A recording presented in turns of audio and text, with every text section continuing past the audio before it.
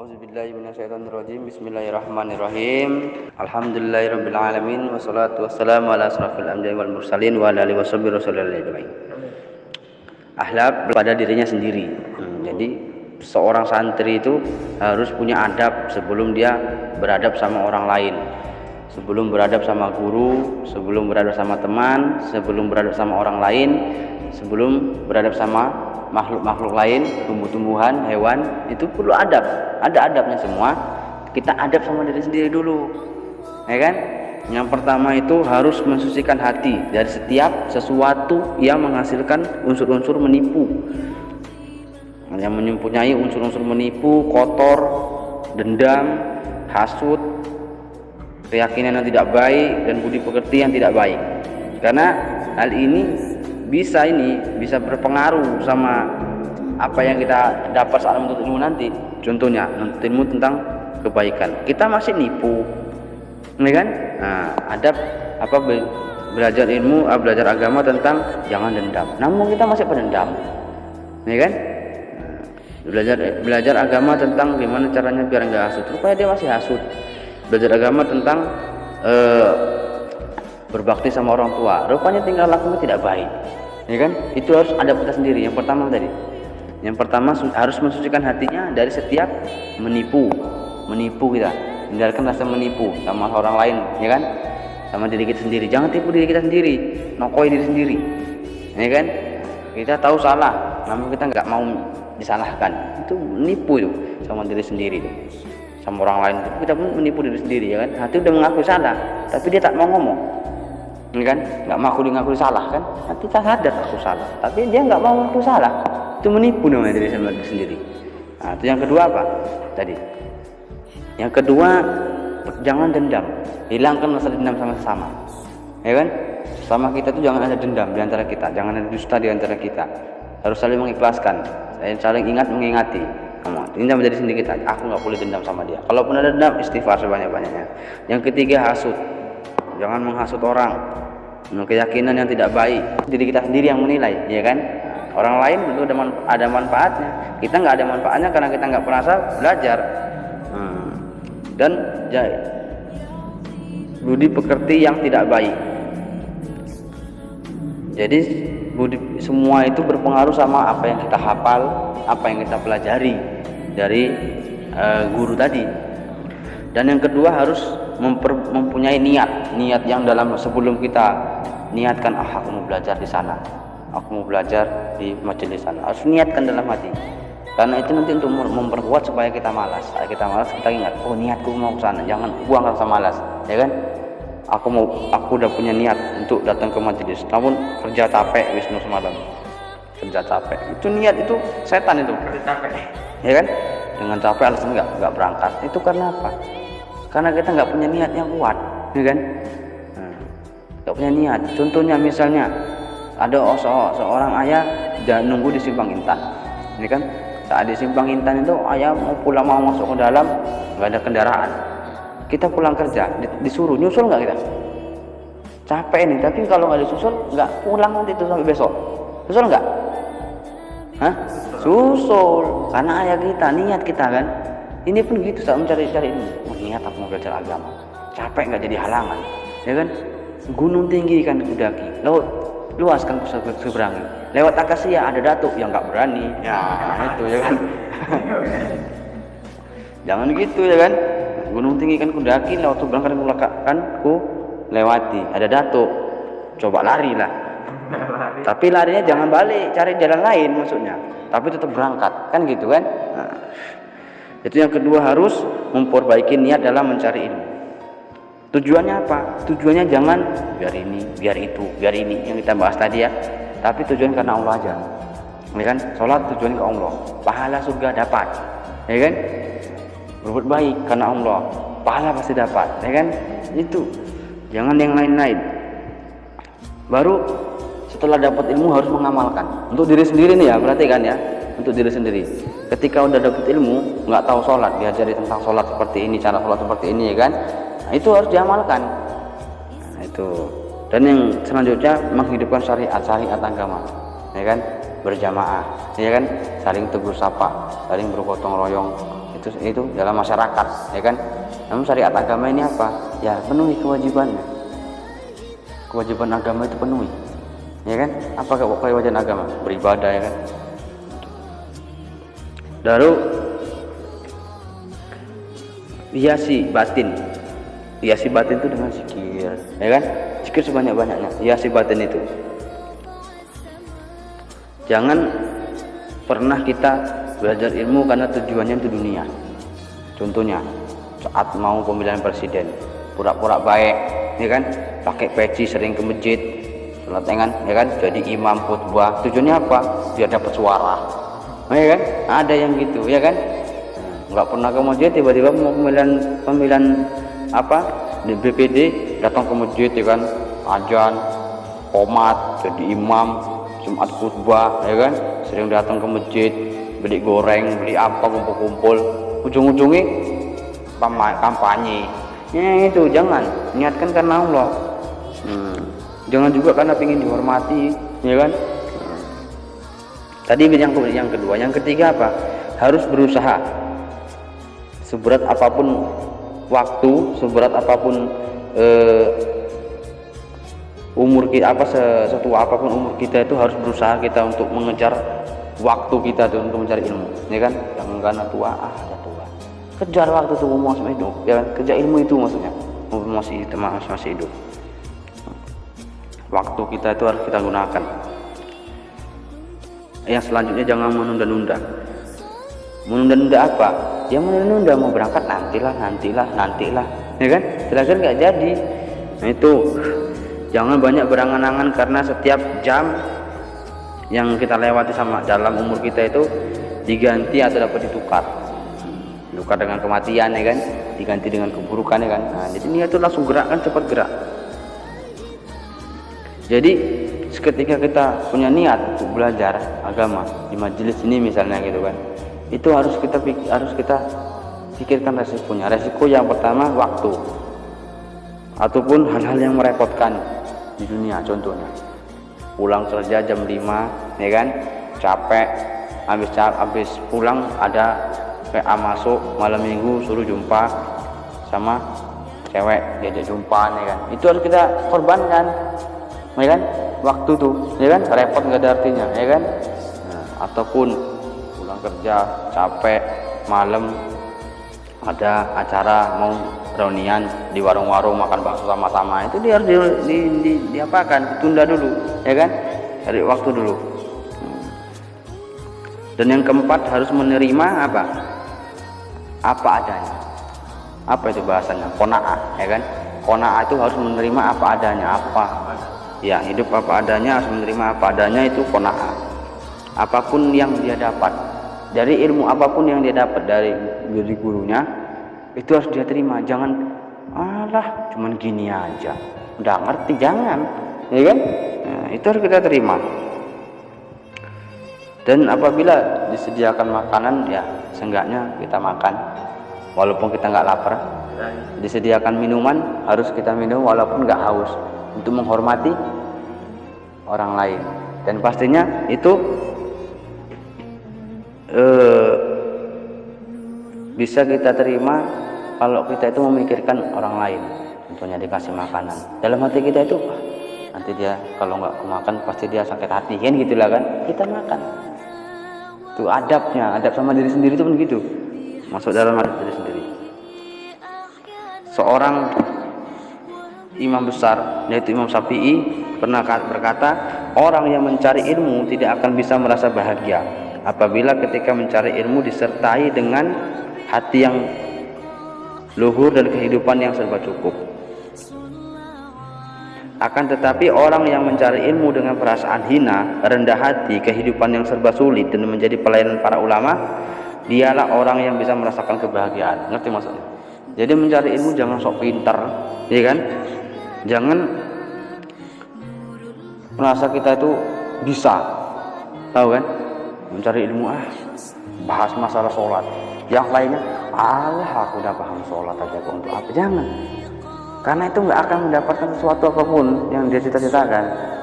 Jangan merasa pandai, jangan merasa dia pintar, jangan merasa dia itu lebih dari yang kawan-kawannya. Tapi Apa katanya? Merasa hina, merasa nggak tahu apa-apa, rendah hati, atau siap menerima apapun yang diajarkan, ya kan? Disuruh pun siap menerima apa yang disuruh, ya kan? Salah satu pelayan para guru, siap menjadi pelayan para ulama. Dialah orang yang merasakan kebahagiaan. Maksudnya itu berkah ilmu itu didapat karena dia menghormati, ya kan? Yang kelima, harus bisa membagi seluruh waktu dan menggunakannya setiap kesempatan dari umurnya. Sebab umur yang tersisa itu tidak ada nilainya. Harus bisa membagi waktu. Ya kan? Harus bisa membagi waktu. Mana untuk kaget. itu refleks biar nggak ngantuk. Ya kan? Cobaan sama Allah. Tapi kita nggak ada yang mengucapkan astagfirullah. Artinya apa? Astagfirullah itu yang kita baca itu belum melekat dalam diri kita. Ya, biasanya kalau orang yang refleks tentang apa yang sudah diamalkan tuh astagfirullah, yang itu langsung. Tapi jangan lanjutkan astagfirullah. Walah memang jangan. Ini kan coba astagfirullahaladzim. Ada yang begitu jeder katanya. Ya kan? Ada yang begitu lagi jalan, kayaknya astagfirullah lagi baca nih sendiri, astagfirullah dikageti. Bukan astagfirullah, bukan. Padahal tadi itu astagfirullah, dia terus jalan. Begitu kaget, ada yang bilangnya macam-macam, ya kan? Ada yang kucing kau katanya, ya kan? Mati itu katanya belum nyatu, sama kayak tadi, dilempar sama kalong jambu diseng aja kaget semua. Ucapan astagfirullah. Tadi apa? Yang kelima apa? Yang kelima apa tadi? Harus bisa membagi waktu, seluruh waktu. Harus bisa membagi waktu berbagai kesempatan, waktu untuk dunia mana, ya kan? Waktu dunia mana sama waktu akhirat mana, ya kan? Waktu dunia apa? Bekerja segala macam, pulang capek, ya kan? Jadi waktu akhirat penuhi juga. Kira-kira hari ini aku udah belajar agama belum? Walaupun dengan aku capek sekarang ini, ya kan? Itu harus kita bagi, ya kan? Tengok kita ini pas bawa timba, mikul, kan timbanya kanan kiri tuh kan? Kalau nggak depan belakang, ya kan? Ketika depannya diisi air penuh, kayak mana jalannya kita? Depannya belakangnya kosong, lain, ya kan? Sebelah juga kalau kita bawa timba kanan kiri, sebelahnya dikasih penuh, kita ini sebelahnya kosong. Apa nggak gini kita jalan mengimbangkan, ya kan? Jadi harus seimbang. Dunia dapat, siang carilah dunia, malam carilah akhirat. Kalau kita kan sekarang gitu, karena kumpulnya kita malam, ya kan? Habis sisa sampai dengan selesai kita kumpul, ya kan, bahas agama. Siangnya kita kerja, harus bagi waktu walaupun capek. Karena capek itu nanti akan terganti kalau kita dapat apa yang kita dapat dari agama. Nah, kalau kita belum dapat, malas-malas. Begitu kita dapat nanti, rupanya ini manfaat. Kita sini belajar sholat, belajar ngaji, ya kan, belajar tajwid apa segala macamnya, ya kan, dan zikir kita kerjakan apa segala. Kita belum merasa manfaat. Nanti begitu kita punya anak, ya kan, kita yang dulunya nggak bisa tajwid, kita belajar di sini, kita ajari anak kita, terasa manfaatnya. Inilah manfaatnya aku bisa ngajar anakku, ya kan. Belajar sholat, kita sini belajar sholat. Saat kita mungkin manfaatnya untuk diri sendiri, tapi begitu punya anak nanti apa? Inilah karena aku bisa sholat, aku bisa ngajar anakku. Kalau aku nggak bisa sholat, tak mungkin aku enak sholat. Bapak aja nggak sholat, ngomong apa? Ya kan? Ayolah bapak jadi imamnya. Kalau nggak tahu baca. Akhir Allahu Akbar langsung atahiyatul. Al-Fatihah nggak eneng. Ya kan? Itu. Jadi harus belajar ketika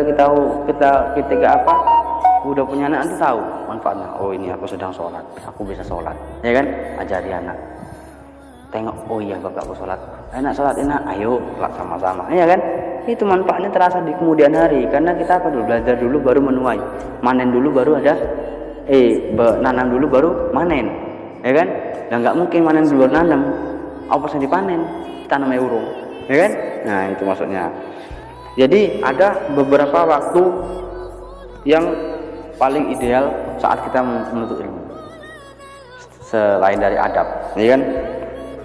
Selain dari adab, ada beberapa faktor pendukung seorang santri itu, seorang penuntut ilmu itu cepat masuk apa yang dipelajari. Yang pertama itu waktu sahur. Waktu sahur digunakan untuk menghafal. ya kan? Kita belum menerapkan metode menghafal ya kan? Jadi kira-kira kita kalau misalnya nggak tahu sholat, kira-kira itu datang dengan sendiri nggak bacaan itu, atau kita hafal dulu? Nah, suatu saat kalau kita bisa istiqomah, kita terapkan metode menghafal sebelum subuh. Ya kan? Bangun jam 3, sholat tahajud, ya kan? 2 rakaat, zikir sebentar, menghafal minimal setengah jam, ya kan? Berangkat ke masjid. Memang terasa berat, kita bayangkan aja, mana mungkin aku iso, ya kan? Kita bayangkan. Tapi kalau kita terapkan sekali 2 kali berat, 3 kali 2 kali berat, 5 kali berat. Tapi seminggu kita kerjakan, terasa manfaatnya. Hafalan ada jadinya, ya kan? Kita baca. Misalnya baca Al-Mulk, Tabarakalladzi biyadihil mulk, alladzi khalaqal mauta wal hayata. Inilah hasil dari aku payah capek-capek dulu, bangun tengah malam, ya kan? Itu kita rasakan nanti. Tapi metodenya di situ. Kenapa dibilangnya habis waktu sahur? Karena otak kita belum bekerja, kita tidur, ya kan? Otak berhenti berpikir, begitu kebangun langsung mengerjakan sholat, habis itu menghafal. Belum dipenuhi sama hal-hal dunia, ya kan? Coba kalau habis menghafalnya asar, wis leh kerja kesel, teringat mau dodos kangelen, ya kan? Teringat mau dodos ucul, egrake sempal, sawete sambal petir, ya kan? Sawete didelok gak sing mateng, awak ngapal lagi orang mudeng, ya kan? Paham maksudnya kan? Jadi waktu sahur tuh karena apa? Supaya kita itu cepat nangkepnya, karena otak itu belum bercampur dunia.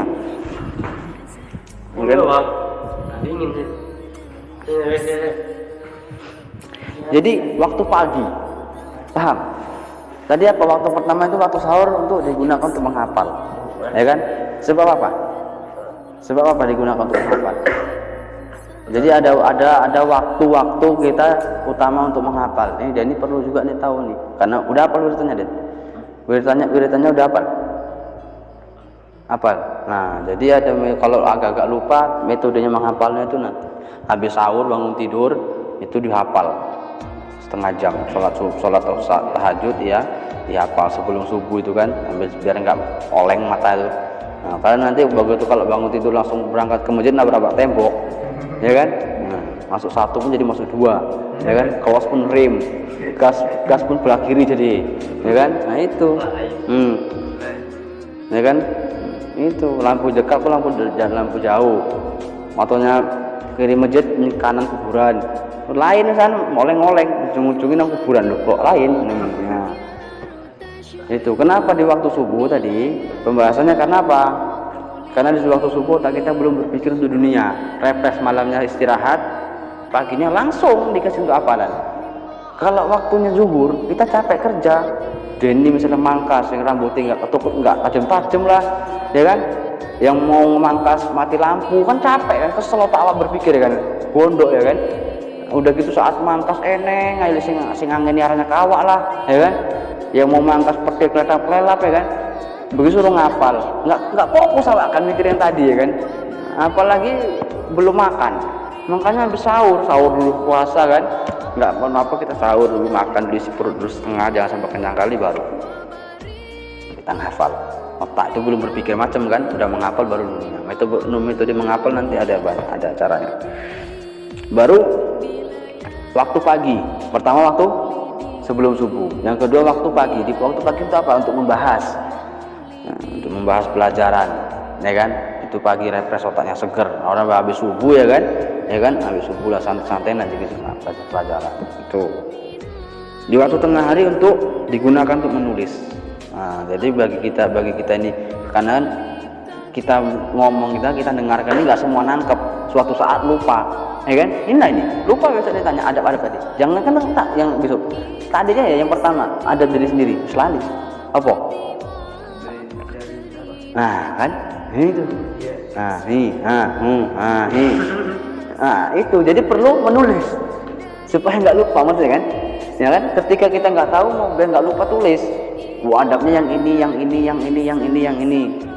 Jadi sampai kapan pun nggak akan lupa, ya kan? 20 tahun besok kita kasihkan, karena ini nak lu adab. Bapak dulu belajar adab masa ini, pelajarin ini. Kita pun kadang-kadang masih ingat. nulisnya kapan, hari apa, sampai nyawak siapa, waktu datang itu hari apa, sama siapa-siapa aja, ya kan? Suasananya kayak mana kita ingat, ya kan? Nah itu. Baru malam itu digunakan untuk mengingat pelajaran. Ketika siang kita belajar, pagi kita belajar, siang menulis, malamnya kita ingat-ingat lagi sebelum tidur itu kan. Nah itu. Baru tempat yang paling baik. Nah sekarang tadi waktu udah paham ya kan. Subuh untuk menghafal, pagi untuk belajar, siang untuk menulis, malamnya untuk mengulang, ya kan, ulang-ulang. Sekarang tempatnya, nah, belajar pun kalau di tong sampah nggak enak juga, ya kan. Belajar kalau di kuburan pikirnya jarak, ya kan, kayak PCKP, kayak sarung, ya kan, nggak pulpen, nggak sensus, mau kemudian umum kan. Nah itu tiap hari pula ke lapangan. Terakhir lapangannya apa, kuburannya limit bukan karena apa, lewati, ya kan. Habis belajar pun mayati tangi kabeh. Ini ngopo rame-rame. Ya kan. Enak-enak turun ditangeni ya gitu. Kita pun lari ya kan. Cuman Wisnu yang enggak lari. Sebab takut kaku dan itu. Kalau kita masih bisa lari, kaku di tempat ya kan. Nah, itu. Yang pertama itu di kamar. Dan setiap yang jauh dari perkara yang bisa membuat lupa. Apa, tempat mana dalam rumah ini apa yang disenangi, misalnya di tempat mana, di kamar ya kan, di kamar. Nah, jangan nonton TV, terakhir itu pelajaran nggak tahu TV-nya ingat di kamar sendiri ya kan. Nah, senyap kita menghafal. Baru tidak baik menghafal pelajaran di depan tumbuh-tumbuhan. Nah, bayangkan kita menghafal di depan rumah kan, nampaklah pohon degan, pohon kelapa, nampaklah rambutan orang berbuah, nampaklah mangga, nampaklah duren, masih menghafal. Waduh, bukan itu terakhir jatuh, ya kan? Ya kan? Udah gitu masih waduh, duren matang, coba waduh, atau waduh jadi waduh. Datang baru masakan satu lagi menghafal lagi inna toina kalau kausar, inna kali dudan itu. Jadi jadinya bukan karena berpengaruh apa yang kita tengok tadi kan. Nah tuh indah sekali. Tuh baru jangan tadi yang pertama jangan, ya selanjutnya jangan menghafal di depan tumbuhan tadi ya. Yang kedua, tanaman yang hijau atau di tepi sungai dan tempat-tempat yang ramai itu dihindari. Kenapa tanaman yang hijau? Ini abang kurang paham juga menjelaskan ini ya. Yang jelas tanaman yang mungkin mengganggu, goyang-goyang ya kan. Teringat waduh ya, terakhir tengok angin ya Pak, ya kan. Nah, baru di tepi sungai, mungkin di tepi sungai itu karena ribut, agak persik-persikan air ya kan. Nah saat menghafal pakai HP itu benang sungai, mungkin itu ya kan. Saat menghafal pakai bukunya basah ya kan. Nah itu mungkin tempat-tempat ramai jelas mengganggu ya kan. Tempat ramai. Terus yang keenam, harus mempersedikit makan dan minum. Kalau menghafal jangan banyak makan, jangan banyak minum, karena apabila perut dalam keadaan kenyang, maka akan menghalangi semangat. Ya kan, kenyang, nanti rokok, keturun, geletak, gelepang ibadah. Nah, menghalangi semangat ibadah dan badan menjadi berat. Ya gerak mau habisnya maghrib, sebelum maghrib makan, masih separuh makan ajan, kira-kira langsung berangkat nggak? Terus males. Rata-rata gitu ya kan, males, kenyang perut ya kan, belum lagi ngerokok ya kan, selagi gerak pun nantilah dulu deh, sampai komat nantilah dulu, terakhir kalau ngomai lah ngomongin, mending nengok langsung keturun isak lewat. Nah itu faedah kenapa dikatakan harus mempersedikit makanan, karena salah satu faedah mempersedikit makanan adalah badan menjadi sehat dan mencegah penyakit tumbuh. Rupanya makan berhenti sebelum kenyang ini dapat mencegah penyakit tubuh. Nah itu berhenti sebelum kenyang, makan sebelum lapar, ya kan? Itu dapat. Jadi kalau tubuh kita sering sakit-sakitan, ada yang salah sama cara kita makan, salah satunya. Tuh. Yang kedua, yang selanjutnya, penyebab hinggapnya penyakit adalah terlalu banyak makan dan minum. Wah, ya iya penyakit, banyak makan nggak jadi daging, tai kabeh. Ya kan, enggak penyakit ya kan, bebelan pula. Lama kali kamar mandi tak keluar nyangkut. Ya kan. Padat gitu kan. Nah, itu. Nih, karena sebagaimana yang dikatakan dalam sebuah syair, ada syair yang mengatakan ini, sesungguhnya penyakit yang kau saksikan itu kebanyakan timbul dari makanan dan minuman. Nah, jadi makan penyakit dalam tubuh ini, semua ini yang kita alami, tubuh yang nampak zahir ini, itu rupanya awal mulanya dari makan dan minuman. Kita nggak teratur, makan kebanyakan, minum kurang, minum kebanyakan, makan kurang. Waktu makan nggak sesuai, gitu kan. Sedangkan sehatnya hati itu terhindar dari perbuatan lacur, melampaui batas dan sombong, dan tidak tampak seorang pun dari perkara kekasih Allah. Ketujuh, harus mengambil tindakan terhadap diri sendiri dengan sifat warai. Apa sifat warai? Ada yang tahu sifat warai? Menjaga diri dari perbuatan yang bisa merusak harga diri. Nah itu. 8, harus mempersedikit makan yang merupakan salah satu sebab tumpulnya otak. Wih, ada juga makanan yang buat tumpul otak. Jadi makan nggak ngapalan nggak dihafal, nggak masuk. Berapa kali ngapal nggak masuk. Salah satunya, wah ini hafalannya kebanyakan ini. Bukan itu, otaknya tak nyampe. Apa itu? Dedel. Itu dedel bahasa Jawa, nggak ngerti juga apa. Apa itu? Apel. Lemahnya panca indera, seperti buah apel yang masam, kacang sayur, minum cuka, begitu juga makanan yang menimbulkan banyak dahak, yang dapat mempertumpul akal pikiran dan memperberat badan. Nah, ini ya, itu kan dahak ini kan. Itu jadi segala, kalau kita lagi banyak menghafal karena lagi menuntut ilmu, ingin menghafal lancar biar hafal banyak hafalan ya kan, biar penyakit itu nggak cepat tumbuh, kita hindari, bukan nggak boleh, tapi agak hindari, agak dijaga ya kan.